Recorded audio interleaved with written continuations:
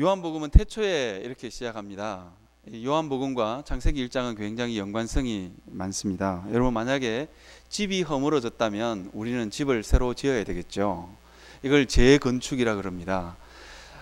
하나님께서 이 세상을 아름답게 창조하셨고 사람을 아름답게 창조하셨습니다. 그런데 아담의 범죄로 말미암아 그 세상이 허물어지고 무너지게 됩니다. 그래서 둘째 아담인 예수 그리스도가 오셔서 다시 무너진 이 세상을 다시 재창조하십니다. 그래서 신학적으로는 이 요한복음을 말하면서 왜 태초에로 시작하고 있을까? 예수 그리스도가 재창조의 역사를 하는 그 역사를 요한복음은 우리를 통해서 보여주고 있기 때문입니다. 창세기 1장이 창조라면 신약 성경의 요한복음 1장도 창조라는 것입니다. 왜냐하면 예수 그리스도가 죄로 말미암아 허물어진 이 세상, 죄로 말미암아 허물어진 우리의 마음을 다시 한 번 더 재창조하시기 때문입니다. 그래서 이 요한복음 1장은 창세기랑 굉장히 연관이 깊습니다. 태초에 말씀이 계시니라 그렇게 이야기합니다. 이 말씀이 어떤 일을 하는지에 대해서 자세히 살펴보려면 창세기 1장으로 돌아가야 됩니다. 여러분, 하나님이 무엇으로 천지를 창조했는지 여러분 잘 아시죠? 말씀으로 창조하셨습니다. 창세기 1장 1절 다음에 2절이 나오죠. 2절에 보면 이렇게 되어 있습니다. 혼돈과 공허가 그 위에 있고, 혼돈하고 공허하고 흑암이 깊음 위에 있다. 그렇게 시작됩니다. 여러분, 어쩌면 우리의 마음을 우리가 살고 있는 세상과 우리의 마음을 너무도 잘 대변해주고 있는 표현인 것 같습니다. 공허하고 혼돈하고 흑암이 그 깊음 위에 있더라. 이게 창세기 1장 2절의 고백입니다. 하나님의 말씀이 있기 전의 상태죠. 그러나 하나님께서 3절에 가면 빛이 있어라 하시며 빛이 있었고, 하나님이 말씀하심에 세상 곳곳에 생명이 탄생하게 됩니다. 메마른 땅에서 새싹이 돋고 메마른 땅에서 생물이 탄생하는 역사가 일어나게 되죠. 하나님이 말씀하시니까 빛이 생기고 어두움이 물러가고, 하나님이 말씀하시니까 메마르고 척박하고 사람이 살 수 없는 곳에 사람이 사는 역사가 일어나죠. 생명의 풍성함이 그 땅 가운데 일어나게 되는 것입니다. 하나님의 말씀은 이와 같은 힘이 있습니다. 하나님의 말씀은 공허하고 혼돈하고 흑암이 그 깊음 위에 있지만, 하나님께서 말씀하시니까 공허한 세상이 정리가 되더라 하는 것입니다.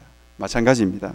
그래서 오늘 이 요한복음은 태초에 말씀이 계시니라 이렇게 시작하고 있는 것입니다. 때때로 예수 그리스도는 우리의 삶 가운데 말씀이 되셔서 우리의 공허하고 혼돈하고 흑암이 그 깊음 위에 있는 우리의 삶을 정돈하시기를 원하십니다. 그것을 생명의 빛을 비추어서 우리를 고치시기를 원하시는 분이 예수 그리스도다 하는 것을 본문은 우리에게 말해주고 있습니다. 2절에 보면 이렇게 되어 있습니다. 그가 태초에 하나님과 함께 계셨고, 3절에 보면 만물이 그로 말미암아 지은 바 되었으니 지은 것이 하나도 그가 없이 된 것이 없느니라 그렇게 이야기합니다. 예수 그리스도가 누구냐? 예수 그리스도는 말씀으로 이 땅을 창조하신 분입니다. 창세기 1장에 말씀으로 천지를 창조하신 그 동일하신 하나님이 예수 그리스도다 그렇게 이야기하고 있는 것입니다. 여러분, 때때로 우리의 삶은 망가지고 공허하고 혼돈하고 흑암이 깊음 위에 있어서, 이게 참 창세기의 표현이 굉장히 깊은 거, 굉장히 이렇게 독특하게 표현하고 있는 것 같아요. 흑암이 그 깊음 위에 있는 것. 여러분, 우리는 때때로 우리의 마음을 들여다보면 공허하고 혼돈하고 어딘가 모르게 우울하고 어둡고 이 깊음 위에 빠져드는데 어디로까지 우리 마음이 빠져들지 모를 만큼 우리 마음 가운데 깊은 흑암이 드리워질 때가 종종 있습니다. 성경은 이것을 가리켜서, 우리 마음을 가리켜서 고장났다 그럽니다. 고장났다 그럽니다. 아담과 하와가 에덴 동산에서 범죄하는 순간 우리 인생의 마음이 고장났다. 이 세상도 고장나고 우리의 마음도 고장났다. 그렇게 이야기합니다. 여러분 잘 아시죠? 고장난 인생은 어떻게 해야 될까? 바로 만드신이 앞으로 가야 되는 것입니다. 누가 우리의 삶을 가장 잘 고칠 수 있느냐? 우리의 삶 가운데 생명을 불어넣으실 리가 누구냐? 예수 그리스도라는 것입니다. 왜냐하면 그분이 우리를 만드셨기 때문입니다. 여러분, 목사님들이 흔히 쓰는 예화인데요, 여러분 잘 아시죠? 네바다, 미국에 있는 큰 사막에, 저는 미국은 가보지 않았지만 미국에 있는 큰 사막에 가면 가도 끝이 없는 그 사막지대가 나온다 그러더라고요. 저도 몽골에 한번 여행을 가봤는데 정말 이 사막지대에 들어가니까 정말 가도 끝이 없어요. 한나절을 달렸는데 똑같은 풍경이 펼쳐지는 거예요. 순간 겁이 나더라고요. 여기서 길을 잃으면 죽을지도 모르겠다, 그런 생각이 들더라고요. 몽골은 그나마 초원이라서 괜찮은데 이게 사막지대는 가도 끝이 없는 그런 사막지대가 펼쳐진다 그래요. 차도 고속도로임에도 불구하고 차가 하루에 한 대가 지나갈까 말까 한 그런 도로들이 있대요. 그 도로 한중간에 차가 멈추었었습니다. 여러분 잘 아시는 예화죠. 아무도 고칠 수가 없어요. 이렇게 해봐도 저렇게 해봐도 차가 더 망가지는 것 같아요. 그런데 어느 한 노인이 차를 타고 싹 옵니다. 그리고 차를 세웁니다. 도와줄까요? 이 운전기사의 마음 가운데 저렇게 저렇게 나이가 많으신 어르신이 어떻게 제 차를 고칠까? 그런데 뚝딱뚝딱 해서 고쳐요. 그래서 물어봅니다. 도대체 누구십니까? 제가 이 차를 설계한 사람입니다. 여러분 흔히 듣는 예화잖아요. 여러분 마찬가지입니다. 우리 인생이 고장났을 때 여러분 우리는 하나님 앞으로, 예수 그리스도의 말씀 앞으로 가야 됩니다. 여러분 우리가 뭔가가 고장났을 때, 뭔가가 고장났을 때 우리의 설계도를 들여다봐야 돼요. 세월호가 침몰했을 때 이 설계도가 없어가지고 난리를 쳤다 그러잖아요. 우리의 인생이 고장났을 때 우리는 어디로 와야 되냐? 말씀이신 예수 그리스도 앞에 와야 됩니다. 그래야 어디가 고장났는지, 왜 고장났는지 알 수 있기 때문입니다. 흑암이 깊음 위에 있다 그랬습니다. 우리가 하는 모든 노력들, 내 힘으로 하려고 내 부서진 인생을 내가 한번 고쳐보겠다 하는 모든 노력들은 오히려 우리 인생을 망가뜨릴 수 있습니다. 흑암이 깊음 위에 있습니다. 거기에 아무리 뭔가를 더해봤자 그냥 그 깊음 안으로 그냥 빠져들 뿐입니다. 여러분 우리가 이것을 한번 잘 생각해 봐야 됩니다. 제가 얼마 전에 우리 2층에 새가족실을 예쁘게 꾸몄잖아요. 제가 큰 마음 먹고 희망부에 화분 30개를 주문을 했어요. 주먹만한 화분인데 큰 화분은 너무 비싸서 주문 못하고 주먹만한 화분을 30개를 주문했어요. 그런데 30개를 선반 곳곳에다가 놓았는데 정말로 너 화분 놓아서 소리를 못 할 정도로 너무너무 허전한 거예요. 화분을 더 큰 걸 주문해야 되나?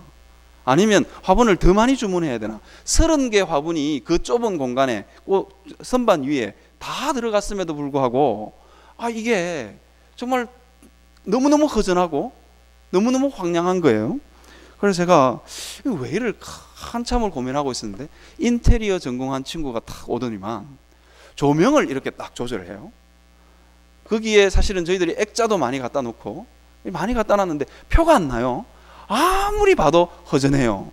그런데 인테리어를 전공한 친구가 딱 오더만 불빛을 거기다가 탁 비추는 거예요.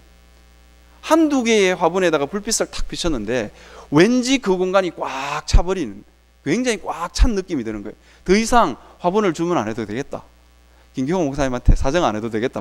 화분값 깎아달라고 사정 안 해도 되겠다. 이러면서 한두 개 조명으로 그냥 딱 비쳤을 뿐인데 더 이상 필요가 없는 거예요. 화분이. 이거 한 몇 개는, 한 10개 정도는 반납해야 되나 이런 생각이 들 만큼 그 정도로 꽉 차는 느낌이 드는 거예요. 그럼 마찬가지입니다.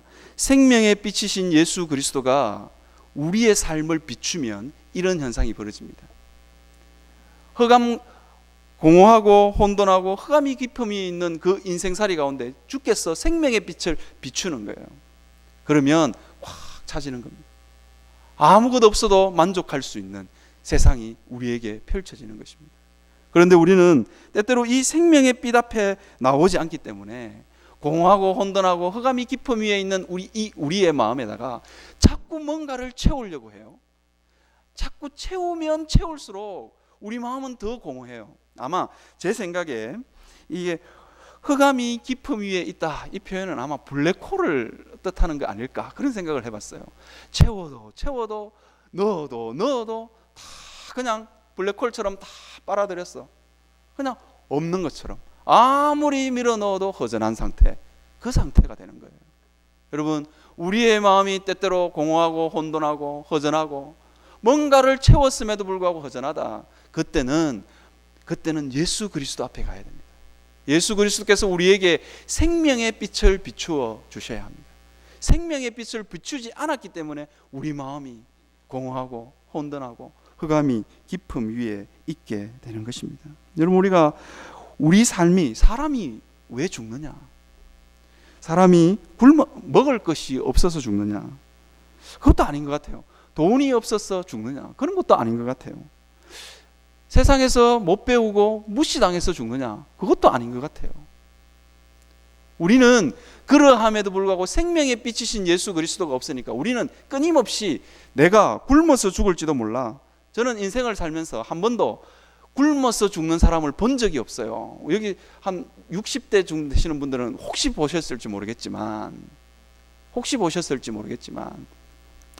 한 번도 굶어서 죽은 일이 없고 돈 없어서 죽는 사람을 본 적이 없어요.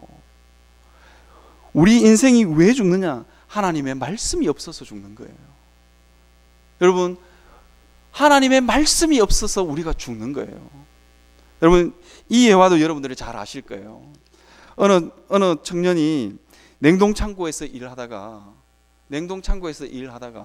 냉동창고 문이 철컥하고 잠겼어요.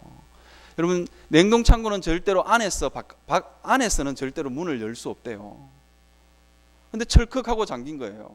청년이 그때부터 고민에 빠지는 거예요. 너무 깊은 절망에 빠지는 거예요. 나는 이제 죽었다. 나는 이제 얼어 죽을 거야. 그러면서 온몸을 잔뜩 웅크립니다. 죽었다. 나는 날이 새기 전에, 사람들이 와서 이 문을 열어주기 전에 나는 죽을 거야. 그래서 실제로 그 청년이 그 다음날 죽었대요. 그런데 신기한 건 그 냉동창고에 전기코드가 뽑혀 있었다는 거예요. 그럼 때때로 우리는 살면서 왜 죽느냐? 우리의 생각이 바르지 못해서 죽는 거예요. 하나님의 말씀이 없어서 죽는 거예요. 사단은 끊임없이 우리에게 너 돈 없으면 죽을지도 몰라. 너 잘못하면 굶어서 죽을지도 몰라. 네 자녀가 못 배우고 공부 못하면 무시당해서 왕따 당할지도 몰라. 그 불안감을 사단은 끊임없이 우리에게 심습니다. 그리고는 뭐라고 이야기하냐면 죽을지도 모르니까 더 많이 움켜쥐어. 그렇게 이야기합니다. 그리고 네 자녀가 왕따 당할지도 모르니까 학교에서 꼴찌를 해서 왕따 당할지도 모르니까 더 많이 공부시켜. 그렇게 세상은 끊임없이 우리에게 불안감을 조정합니다. 네 자녀가 얼굴이 못생겨서 왕따 당할지도 몰라. 못생겼다고 놀림 당할지도 몰라. 그래서 어떤 아줌마들은 갓 태어난 아기에다가 헬멧을 채운대요. 두상 예뻐지라고. 우리가 사는 세상은 그렇게 끊임없이 불안감으로 우리를 몰아놨습니다. 그 불안과 공포와 공허와 혼돈 가운데서 벗어날 길이 뭐냐? 바로 예수 그리스도 앞에 우리가 가는 것입니다. 그가 우리에게 생명의 빛을 비출 때, 내게 있는 것이 있구나. 여러분, 깜깜한 밤에 다이아몬드를 가진들, 금덩이를 가진들, 이게 보여야 내가 많이 가졌구나 하는 것을 알 수 있는데, 보이지 않으니까 끊임없이 내 방에 터져 나갈지도 모르는데도 끊임없이 갖다가 모으는 거예요. 우리 마음의 방에다가 끊임없이 갖다 모으는 거예요. 움켜쥐고 또 움켜쥐고 또 움켜쥐고 또 움켜지는 거예요. 그런데 왜 그러냐? 생명의 빛이신 예수 그리스도가 우리에게 없기 때문입니다. 빛이 없기 때문인 거예요. 아무리 수많은 것들을 가졌다 할지라도, 수천금을 가졌다 할지라도 생명의 빛이 우리에게 비춰지지 않으면 우리는 자족하거나 만족하지 못합니다. 인생의 이 근원적인 불안과 공포에서 우리는 해방될 수가 없습니다. 여러분, 저는 수영을 하는데요. 수영을 한 3년 정도 했는데요. 저도 꽤 수영을 좀 한다는 축에 속하는데요. 바닷가에 가서 이렇게 수경을 끼고 수영을 한참 하다가 밑이 안 보이니까, 새파란 바다만 있으니까 갑자기 덜컥 겁이 나더라고요. 이 깊은 바다 안에 뭐가 있을지 모르겠다 이런 생각을 하니까 갑자기 덜컥 겁이 나더라고요. 수영을 3년간 해서 꽤 잘하는 수영 실력임에도 불구하고 그렇더라고요. 우리의 인생살이가 그렇습니다. 보이지 않으면 불안한 거예요. 인생의 깊이 안에 뭐가 튀어나올지 모르니까, 내 미래와 장래에 뭐가 튀어나올지 모르니까 너무너무 불안한 거예요. 너무너무 허전한 거예요. 그러니까 우리는 더 움켜쥐려고 하는 거예요. 그래서 사람들은 더 움켜쥐려고 하다가 죽는 거예요. 여러분, 저는 굶어서 죽었다는 사람 이야기는 신문에서 들어본 적 없는데 과로사로 죽었다는 이야기는 제가 많이 봤어요. 더 많이 움켜쥐기 위해서, 더 많이 끌어모으기 위해서 우리 인생은 그렇게 흘러갈 수밖에 없다 하는 것입니다. 생명의 빛이신 예수 그리스도가 없으면 우리는 그런 존재로 흘러갈 수밖에 없다 하는 것입니다. 우리가 이것을 기억했으면 좋겠습니다. 그런 인생살이 가운데 주님은 그런 인생살이를 비추십니다. 비추어서 우리가 가진 것이 얼마이며 우리가 받은 은혜가 얼마이며, 이게 예수 그리스도가 생명의 빛을 비춰야만 볼 수 있는 거예요. 흑암으로 가득 찬 우리 마음에 주님이 우리 마음을 비추시는 거예요. 제가 얼마 전에 제가 맡고 있는 교구에 아주 큰 일이 일어났어요. 50대 집사님이 갑자기 암이라는 거예요. 제가 얼마나 가슴이 철렁했는지 몰라요. 사실은 그 집사님이 병원에 갑자기 입원하기 전에 제가 2주 전인가요? 그 집사님 그 공장에 신방을 간 적이 있습니다. 신방을 간 적이 있는데 집사님이 너무너무 이렇게 들떠 계셨어요. 목사님, 이번에 공장을 새롭게 시작합니다. 지금 있는 공장이 좁아서 더 큰 공장으로 옮긴다는 거예요. 그러면서 보증금이 얼마고 한 달에 들어가는 월세가 얼마고 엄청난 액수의 월세를 내면서 사업을 확장하신다고 그래요. 마음이 굉장히 들떠 계시더라고요. 그런데 제가 그 집사님과 같이 식사도 하고 차를 타고 옮겨가면서 제 마음속에 덜컥 겁이 났어요. 뭐냐면 딱 가는데 속에서부터 냄새가 난다, 이런 양치를 안 해서 나는 냄새가 아니라 저건 안에 장 쪽에 무슨 이상이 있어서 냄새가 난다, 이런 느낌이 싹 드는데 정말로 이 냄새가 이렇게 옆에서 이렇게 앉아가서 식사하는 동안 나더라고요. 제 마음속에 이 말은 꼭 해주고 싶은데 병원 한번 가보시라고. 근데 그 말을 꼭 해주고 싶은데 말이 안 떨어지는 거예요. 목사가 신방을 갔는데 사업을 너무 확장하신다는데 찬물을 끼얹을 수가 없는 거예요. 그래서 제가 그 말을 이까지 이렇게 올라왔는데 그냥 꾹 누르고 그냥 집에 왔어요. 아니나 다를까 2주 후에 입원을 하셨어요. 그리고는 위암, 무슨 암이라 그러시더라고요. 완전히 그냥 난리가 났어요. 저도 몇 번이나 신방을 갔었습니다. 그리고는 제가 월요일 날 쉬는 날인데 제가 세미나를 한 군데 갔다 오다가 강변북로를 쭉 타고 있었거든요. 제가 계산을 해봤어요. 집사님이 항암 치료를 다 받고 퇴원하시려면 최소 6개월은 걸릴 텐데 6개월 동안 보증금은 얼마며 내야 될 월세는 얼마며 집사님은 과연 나을 수 있을까? 그 생각을 하니까 마음이 너무 잡잡한 거예요. 강변북로를 따랐어. 그냥 핸들을 잡고 그냥 가다 보니까 굴이에요. 저는 그때 알았어요. 강변북로를 쭉 따라가면 굴이구나. 이런 걸 가르쳐서 생활의 재발견이라 그러는 거예요.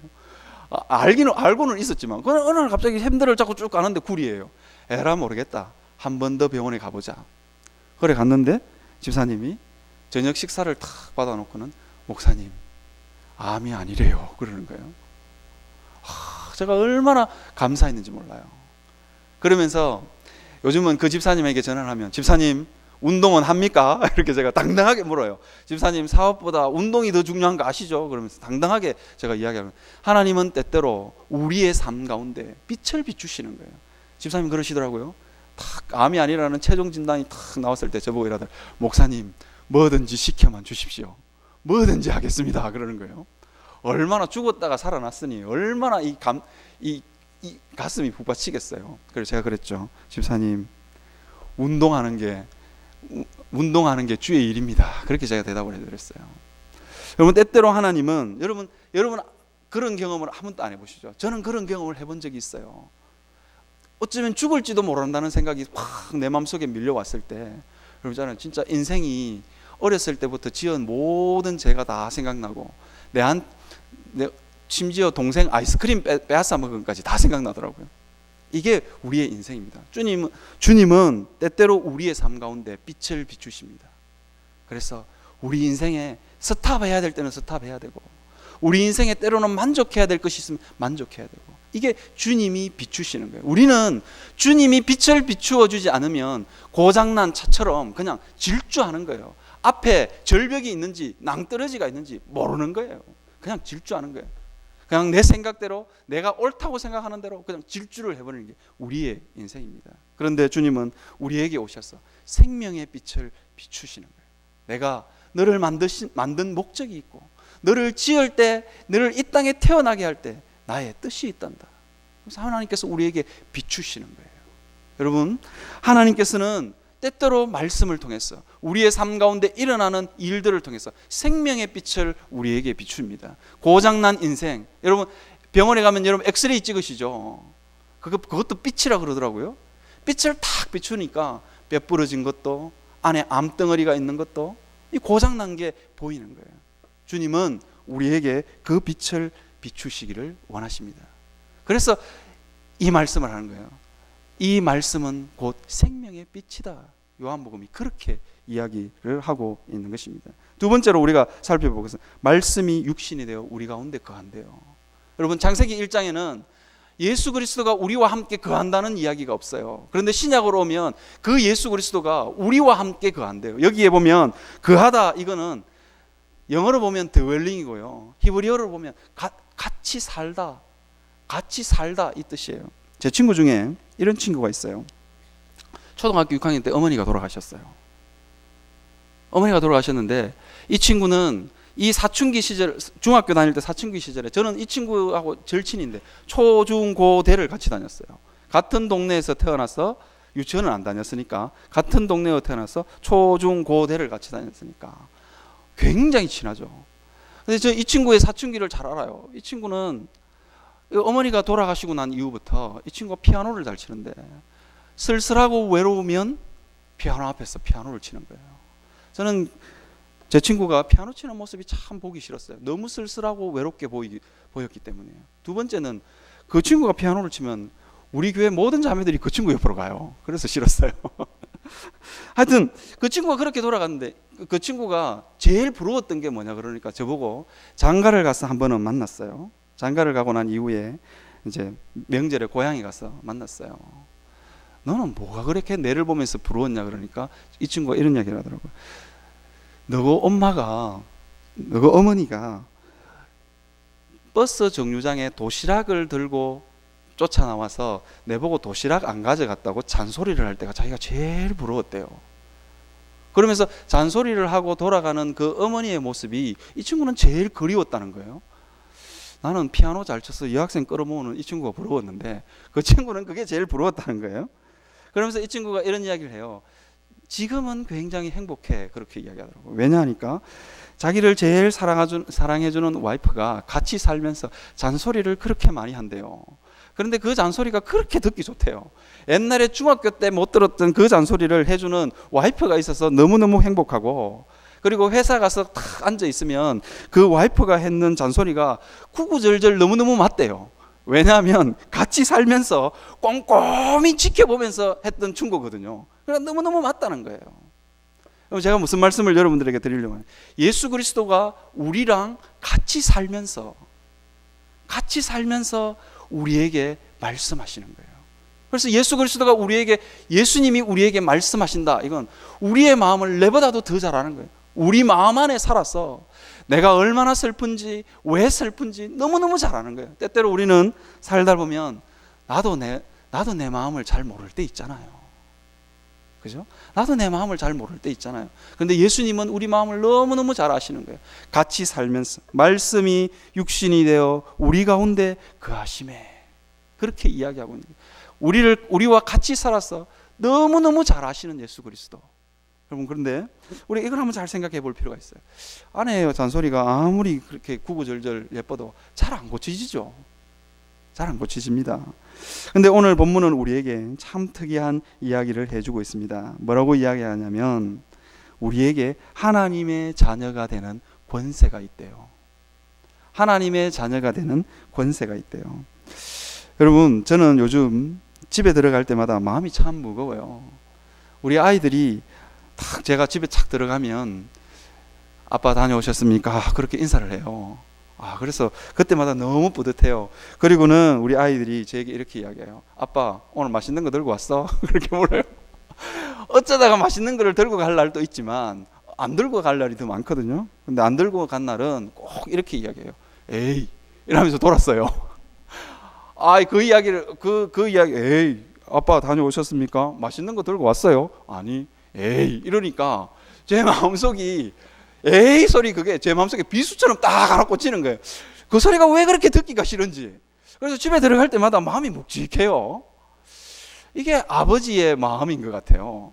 에이, 그 소리가 너무너무 듣기 싫어서 편의점에 가서 먹을 걸 하나 사가지고 가야 되나? 아니, 가만히 생각해 보면 억울해요. 제가 밥을 안 먹여주는 것도 아니고 고기를 안 먹여주는 것도 아니거든요. 우리 아이들 잘 보면 이렇게 배가 이렇게 많이 나왔어요. 아니, 먹을 걸 충분히 먹여주는데, 아니, 맛있는 거 안 들고 왔다고 아빠한테, 하루 종일 밖에서 수고하고 일한다고 힘들은 아빠한테 에이 이러니까. 근데 그게 비수처럼 꽂혔어. 집에 들어갈 때마다 마음이 묵직해요. 오늘은 뭘 좀 들고 가야 되나? 오늘 또 에이 소리 듣겠네. 뭐 이러면서 들어가요. 이게 아버지의 마음인 것 같아요. 여러분, 하나님은 우리를 보시면서 이게 자녀의 권세인 것 같아요. 영접하는 자, 곧 그 이름을 믿는 자들에게는 하나님의 자녀가 되는 권세를 주셨으니, 그렇게 이야기했거든요. 이게 우리의 권세예요. 하나님 아버지의 권세. 이 권세가 우리가 가지고 있는 권세가 아니라, 우리는 하나님의 자녀가 되고 나서 우리가 뭐 특별한 존재가 된 것처럼 착각하는데 그렇지는 않아요. 여러분, 우리에게 뭐 특별한 힘이 있는 거 아니에요. 우리가 막 손 들고 뭐 기도하면 병자가 낫고 이런 권세가 우리에게 있는 게 아니에요. 우리에게 있는 게 아니라 하나님을 움직일 수 있는 힘이 우리에게 있는 거예요. 하나님을 움직일 수 있는 힘. 하나님, 우리 보면 마음이 짠해서 우리의 병들고 어스러지고 고장난 우리의 인생을 보면서 하나님이 마음이 짠한 거예요. 여러분 자녀들이 병이 있다, 더 아플 거잖아요. 그죠? 더 신경이 쓰이잖아요. 마찬가지입니다. 우리에게 권세가 있는데 이 권세는 어떤 권세냐? 하나님의 자녀가 되는 권세. 이 권세는 우리가 뭔 특별한 능력이, 하나님의 자녀, 예수 믿고 특별한 능력을 부여받는다는 뜻이 아니라 하늘 보좌를 움직일 수 있는 힘이 우리에게 있다는 것입니다. 이유는 간단합니다. 우리가 하나님의 자녀이기 때문입니다. 그래서 여러분, 그 하나님 앞에 요청할 수 있었으면 좋겠어요. 이 자존심을 세우면 안 돼요. 에이, 그러면 아빠가 얼마나 마음이 아플까? 뭐 이거 계산하면 안 돼요. 그냥 자연스럽게, 하나님, 내가 너무 고통스러워요. 내가 너무너무 하나님 힘들어요. 솔직하게 하나님 앞에 말할 수 있는 힘이, 말할 수 있는 권세가 우리에게 있는 것입니다. 여러분들 모두 다 그 권세를 가지셨어요. 그래서 하나님 앞에 여러분들이 요구할 수 있고 기도할 수 있는 거예요. 여러분, 하나님 앞에서 이 권세는 사단조차도 이 권세 앞에 부들부들 떱니다. 왜? 하늘 보좌가 움직이는, 천군 천사가 움직이는 힘이 우리에게 있기 때문입니다. 여러분 자녀가 병들었으면 여러분 전 재산을 다 팔아서 그 병을 고치려고 하지 않겠습니까? 하나님도 마찬가지입니다. 우리가 병들었으면 고치실 것이요, 악하고 어두운 것들이 우리를 건드리려고 하면 하나님은 하나님이 동원할 수 있는 모든 수단을 다 동원하셔서 우리를 보호하실 것입니다. 이것이 자녀된 권세입니다. 이거는 본능적인 거예요. 여러분의 자녀들을 그냥 사랑하듯이 우리도 그 권세가 우리에게 있음을 알고 하나님 앞에 기도할 수 있는, 그래서 우리가 끊임없이 재창조되어져 갈 수 있는 우리가 되었으면 좋겠습니다.